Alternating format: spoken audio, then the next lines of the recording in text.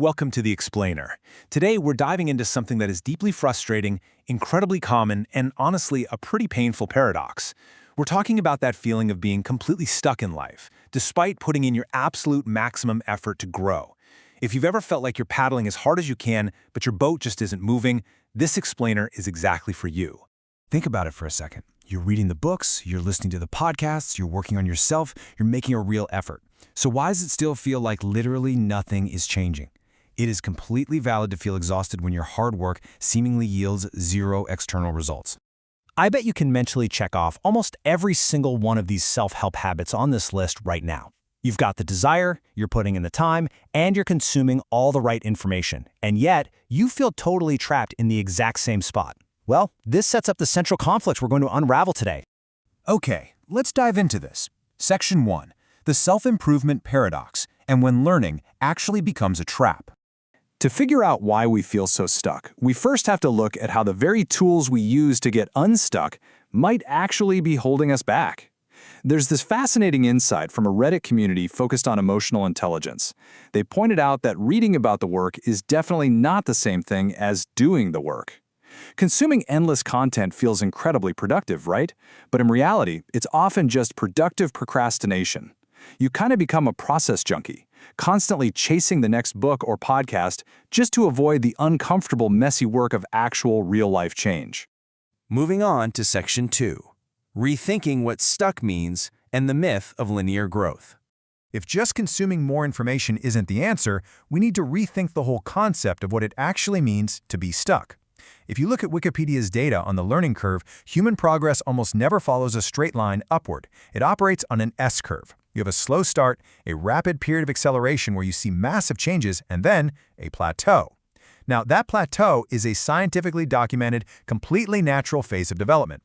But of course, when we hit it, we tend to panic. Which brings us to the growth illusion. On the left side here, you've got the myth we're all sold, that growth is a perfect straight line with daily external results to prove your worth. But on the right is the reality. It's full of S-curves and really messy plateaus. The truth is, feeling stuck doesn't always mean you're standing still. Sometimes it just means you're growing in ways you can't quite see yet. There's an article from Tiny Buddha that perfectly captures this exact feeling. Being stuck is like quicksand. When we hit that natural plateau, our mind desperately wants to push and manipulate life to force progress. But forcing it, that only creates anxiety. The harder you thrash around trying to fix a quiet period, the deeper you sink into frustration. Section 3. 3 traps of stagnation, or why your wheels just keep spinning. So if hitting a plateau is totally natural, why does it feel so agonizing? Well, it's often because we get caught in a psychological trap. Author Mel Robbins points out 3 specific traps that keep us stuck.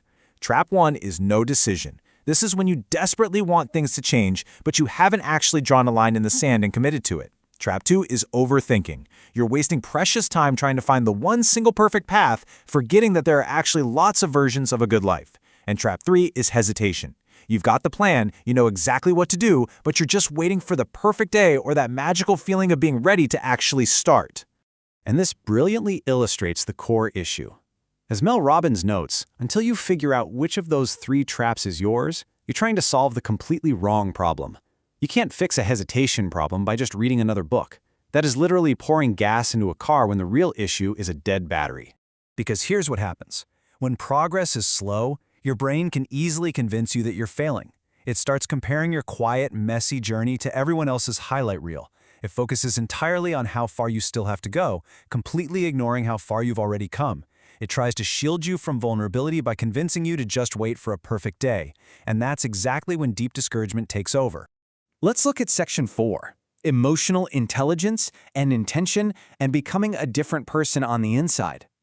Overcoming these mental tricks requires a real internal shift, and this is where emotional intelligence makes absolutely all the difference. In her coaching guide, Dr. Sophia Hosadian emphasizes that unleashing your potential is deeply rooted in self-awareness and learning how to regulate your reactions. It helps you recognize that progress isn't just about the external results you achieve, it's also about becoming a fundamentally different person on the inside. So the next time you feel stuck, I want you to pause and ask yourself these questions. What have I learned about myself in the last 6 months? What habits have I changed, even if the results aren't super obvious yet? Am I expecting instant results from what is clearly a long-term process? Because here's the thing, every single time you set a new boundary or keep a promise to yourself, you are evolving. Let's look at what this internal growth actually looks like in everyday life. Clinical psychologist Dr. Becky shares this wonderful example about intention versus reactivity. Imagine a kid crying because their paper craft just ripped. Our default reactive habit is to instantly fix it, right? We just say, oh, here's the tape. But intention means pausing, taking a breath, remembering that your ultimate goal is to build their independence. So instead, you pause, offer some empathy, and let them problem solve it. That tiny, almost invisible pause, that is massive personal growth in action. The reality is, growth isn't always visible. Sometimes you're building patience. Sometimes you're building resilience. Sometimes you're simply learning to respond instead of blindly reacting. And those changes, they matter immensely. Let's move to Section 5 and see how this builds your escape route to authentic progress, breaking the cycle.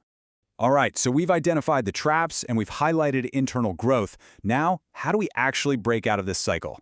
Here is your 3-step escape route. Step 1, apply one idea. Seriously, don't pick up another book until you've executed just one concept from the last one. Step 2, surrender. Like the Tiny Buddha community advises, stop thrashing around in the quicksand and just accept the plateau for a minute. And step 3, take action. Push through the hesitation and take one small step forward, even if the conditions are nowhere near perfect. So the crucial point here is this powerful reframe.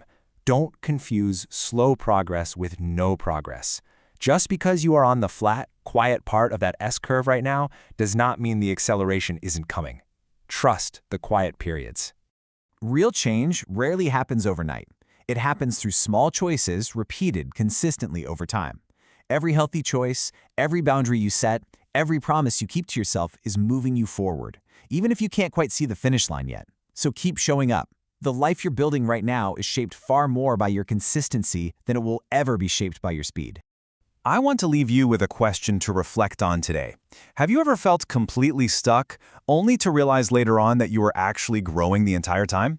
Share your experience in the comments below. I'd love to hear about it.